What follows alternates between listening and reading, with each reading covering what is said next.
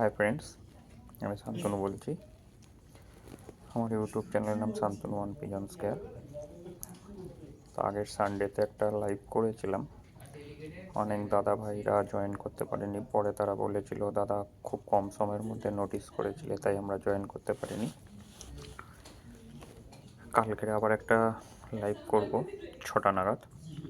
পায়রা টায়রা আমার খাওয়ানো কমপ্লিট করে নিয়ে 6টার সময় লাইভটা করব, তাহলে অন্যদিকে আর আমাকে সময় দিতে হবে না। তা তোমাদের যাদের যেরকম কিছু জানার থাকবে লাইভে জয়েন করো। যার যেটা জানার থাকবে, যার যেটা বলার থাকবে বলবে, সেটা সবাই মিলে একটা আলোচনা করব। যেমনি এক ভাই আমাকে পা পড়ে যাওয়ার ব্যাপারে বলার জন্য ফোন করেছিল, কিন্তু আরেক ভাই রিকোয়েস্ট করেছিল, তার বাচ্চা পায়রার পা পড়ে গেছিলো। সেই ভাই আমাকে বলেছিল যে ডিম দিতে গিয়ে পা পড়ে গেলে কি করা যায়।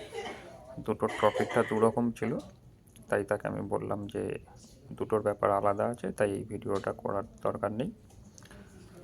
তোমাদের মধ্যেও কেউ যদি কোনো রকম ভিডিও কিছু দেওয়ার থাকে যে দাদা এইটা দিলে ভালো হয়, আমি সেই ব্যাপারে জানি, তোমরা আমার সঙ্গে শেয়ার করবে, আমি তাহলে সেই হিসাবে ভিডিও বানিয়ে দিয়ে দেবো। বারবার করে বলছি, আমি যে সব কিছু জানি এরকম কোনো ব্যাপার না। তোমরাও কেউ কিছু জেনে থাকলে শেয়ার করবে, 5 জনের তাতে ভালো হবে। এবং আমি সেটা তোমার নাম ধরেই আমি ভিডিও ছাড়বো যে এই ভাই বা দাদা আমাকে এটা জানিয়েছে। তাহলে কী হবে, আমাদের টিম ওয়ার্ক বলো বা পরিবারটা বলো, অনেক ভালোভাবে এগিয়ে যাবে। অনেক দূর পর্যন্ত আমরা একসঙ্গে কাজ করতে পারবো। সামনে শীত আসছে, একটা লম্বা চ্যালেঞ্জের ব্যাপার আছে। সবাইকে ভালোভাবে পায়রা ওড়াতে হবে, পায়রাকে ভালোভাবে রাখতে হবে। তা এই বলেই আমি ভিডিওটা শেষ করছি।